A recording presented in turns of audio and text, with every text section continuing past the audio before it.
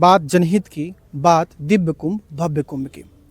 उसी दिव्य कुंभ भव्य कुंभ हम आज मेला क्षेत्र में हैं। रात के 8:30-9 बज रहे हैं।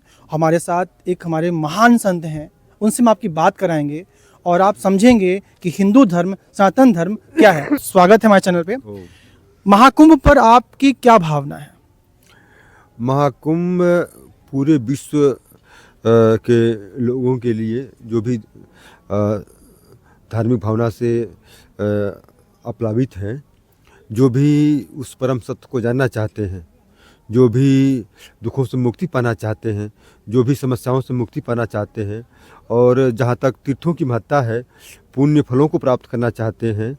और क्योंकि पुण्य, सारे सुखों का आधार पुण्य है, बिना पुण्य के आप भगवत पथ पर नहीं चल सकते।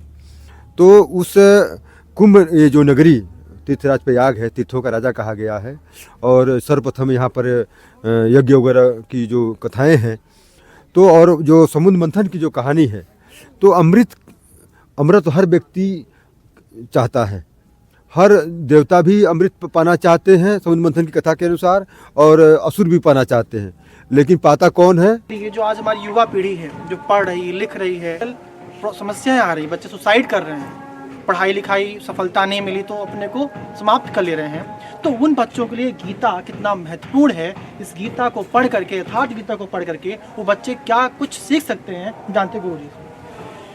जी, यथार्थ गीता वस्तुतः पूरे मानव मात्र के लिए है, और जो आपने कहा युवाओं के लिए, जो मानसिक जो चीज़ें, मानसिक वर्ग इतना ज़्यादा बढ़ता जा रहा है, तो उसके लिए मानसिक जो एनर्जी है, जो पॉजिटिव एनर्जी है, जो दैवी एनर्जी है, वो नहीं लोगों को मिल पा रही है।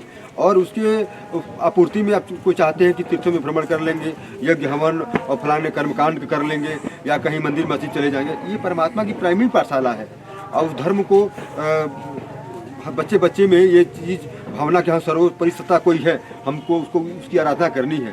लेकिन मानसिक रूप से अगर आपको स्वस्थ रहना है और आप चाहते हैं कि आनंदित पूर्वक जीवन जिए, सुपर आर्ट ऑफ लाइफ, सर्वोच्च जीवन जीने की जो कला है, तो उसके लिए आपको ऐसी प्रक्रिया अपनानी होगी जिसके द्वारा आपको एनर्जी मिले, कॉस्मिक एनर्जी मिले, डिवाइन एनर्जी प्राप्त हो। और वो एनर्जी, अभी वैज्ञानिकों ने कहा कि अमेरिका में एक रिसर्च हुआ, 80% वहाँ पर करीब 1000 लोगों पर रिसर्च किया गया। उसमें 50% लोग जो विक्षिप्त, जो डिप्रेशन में जा चुके थे, जो पागल हो चुके थे, वहाँ की दवाएं, वहाँ के साइकोलॉजिस्टों की दवाएं फेल हो गई थी। उन्होंने उनको ओम का जप कराना शुरू कर दिया, और 50% ने देखा कि 6 महीने में 50% लोग अपने आप ठीक हो गए। तो ये ओम का उच्चारण करने से मानसिक जो एनर्जी चाहिए, जो डिवाइन एनर्जी चाहिए, वो क्रिएट होती है मनुष्य के हृदय में। तो उसके लिए लेकिन मंत्र का जप, वर्तमान में किसी तत्वदर्शी महापुरुष जो ईश्वर से कनेक्टेड संत हैं, महापुरुष हैं, तो उनके सानिध्य में रह करके उस नाम का जप का अभ्यास कराएं, और सबके लिए समान रूप से इसका आवश्यकता है। और भगवान कृष्ण ने कहा कि ददामि बुद्धि योगम तम येन माम प्रयान देते, मैं उसको योग में प्रवेश वाली बुद्धि देता हूँ। भोग वाले में प्रवेश वाली बुद्धि तो सबके पास है। संसार में 2 ही चीज़ है, योग या भोग। तो योग शास्त्र रह चुकी है यथार्थ गीता, गीता पास यथार्थ गीता। तो योग में प्रवेश वाली बुद्धि के लिए हम योग की प्रति हम परमात्मा से कैसे जुड़े, योग का मतलब जुड़ना, तो परमात्मा से, हमारी आत्मा परमात्मा से कैसे जुड़े, उसके लिए आपको क्या करना होगा? केवल आप ये परमात्मा श्रद्धा, वो मथुराराम किसी एक नाम का जप और प्रार्थना, यथार्थ गीता का अध्ययन करें, तो आपको स्वप्न में, अगर आपकी श्रद्धा निष्ठा है, तो स्वप्न में आपको गाइडलाइन मिल जाएगी। आपकी आत्मा बताएगी कि हाँ ये सदगुरु हैं, इनकी शरण में जाओ, इनकी सेवा करो, ये संत हैं। ये परिचय मिलता है, प्रैक्टिकली चीज़ है। केवल कथाओं तक या कर्मकांड तक धर्म अध्यात्म सीमित नहीं है। धर्म का मतलब धारिती से धर्म, धारण करने योग्य क्या है? परमात्मा, परमात्मा का नाम, उमा कहूँ मैं अनुभव अपना, सत्य हरि भजन जगत सब सपना। तो उस भगवान कृष्ण ने एक और चीज़ कहा कि अर्जुन मत चित्ता मत गत प्राणा बोध्यंतस परस्परम कथंत माम नित्यम तु संत रमंति च। अर्जुन तुम मेरे में ही मन वाला हो, तुम मेरा ही गुणानुवाद कर, मेरा ही चिंतन कर। तो परमात्मा का ये गीता जो है, परमात्मा की ये जो आदि वाणी है, इसका अध्ययन मनन चिंतन और परमात्मा की गुणानुवाद, उनका जो साधन पद्धति महापुरुषों का उपदेश है, उसका अध्ययन मनन करने से, और भगवान कहते हैं कि मैं उसको योग में प्रवेश वाली बुद्धि देता हूँ, और इसके द्वारा बुद्धि, स्मृति और संपूर्ण बाधाओं से समन करने की क्षमता भगवान कहते हैं मेरे द्वारा होता है। तो बुद्धि, स्मृति, जो टैलेंट जो बच्चों को चाहिए, युवाओं को जो चाहिए, वो हर चीज़ उस ओमकार का जप करने से, जप की 4 विधि बैखरी मध्वा पसंती परा बोल करके फिर श्वास प्रश्वास का उसका योजन, इस तरीका उसमें बताया गया है। अध्याय 8 के 12वां 13वां श्लोक में आप पढ़ लीजिएगा। संपूर्ण गीता का सारांश केवल आप अध्याय 8 का 12 13वां श्लोक पढ़ लीजिए, समझ लीजिए। आप समझिए कि गीता आपने समझ लिया, रामायण महाभारत वेद उपनिषद बाइबल कुरान सब कुछ आपने समझ लिया। केवल गीता का, यथार्थ गीता का अध्याय 8 का 12 और 13वां श्लोक आप ठीक से समझ लीजिए, जान लीजिए। तो ये संपूर्ण साधन पद्धति इसमें समाई हुई है। और युवाओं के लिए जो चाहिए, जो संयम चाहिए, बिना परमात्मा का चिंतन किए आप इंद्रियों पर संयम नहीं प्राप्त कर सकते, इंद्रियों का संयम नहीं कर सकते। और ये जितना आप क्योंकि 2 चीज़ है, योग से चित्तवृत्ति निरोध, योग से मन बुद्धि चित्त शांत होता है, और भोगों से चित्तवृत्ति विकृत होती है, चित्त विस्तृत बिखराव लेती है।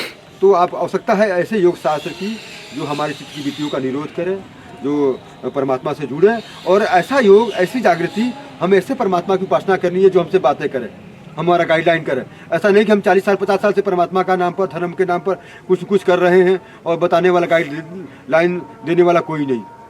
और धर्म के नाम पर आतंकवाद, जिहाद, ये सब चल रहा है। ये धर्म के नाम पर उन्माद हो सकता है, धर्म नहीं। धर्म शांति देता है, सुख देता है, और परम गति की तरफ ले जाता है, अमृत की तरफ ले जाता है।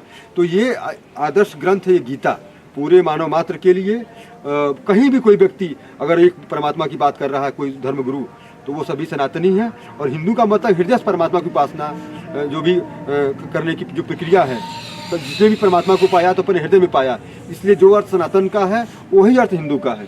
इसलिए पूरा विश्व हिंदू है, पूरा विश्व सनातनी है, और सबका आदि धर्मशास्त्र है, आदि गुरु ग्रंथ है गीता, जिसका भाष्य यथार्थ गीता, जो कि भगवान कृष्ण के मनोगत भावों को यथार्थ रूप में समाधि की अवस्था में भगवान द्वारा जो अर्थ बताया गया है, वो अर्थ इसमें लिखा गया है।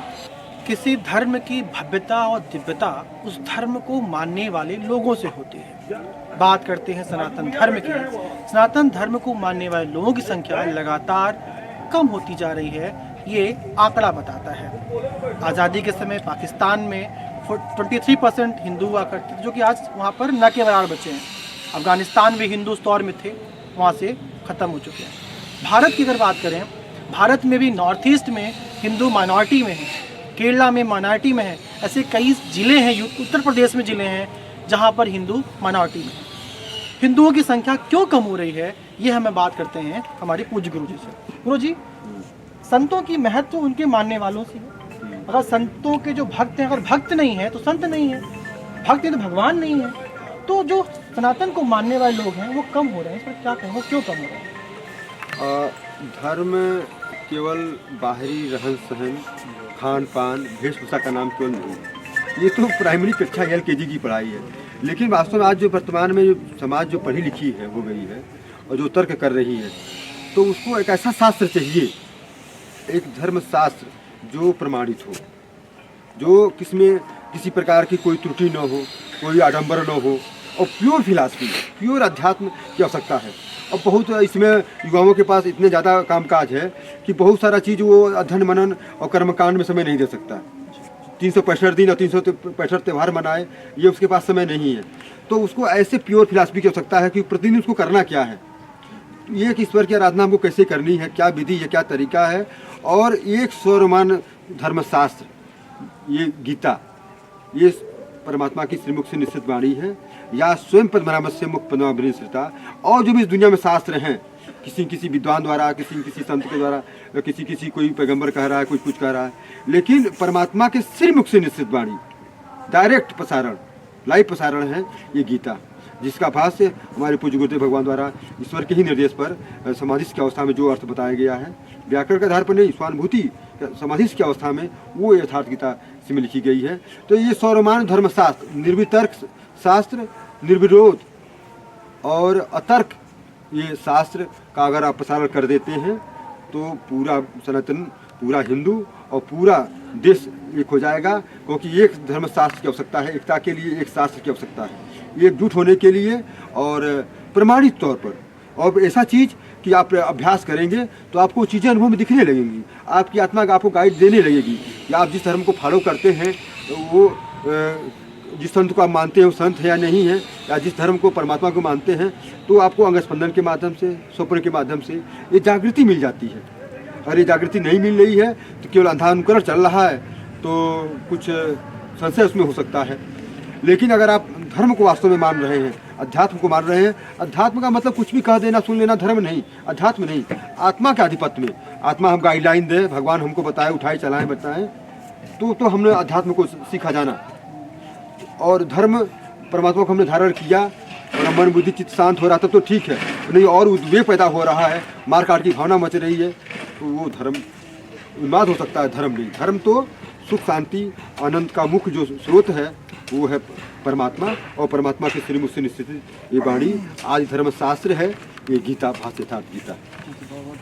ऐसे हमारे महान संतों, पूज्य संतों की आपके लिए अमृतवाणी, देववाणी हम आपके लिए आपको दिखाते रहेंगे, सुनाते रहेंगे जनहित इंडिया न्यूज़ संगम पर।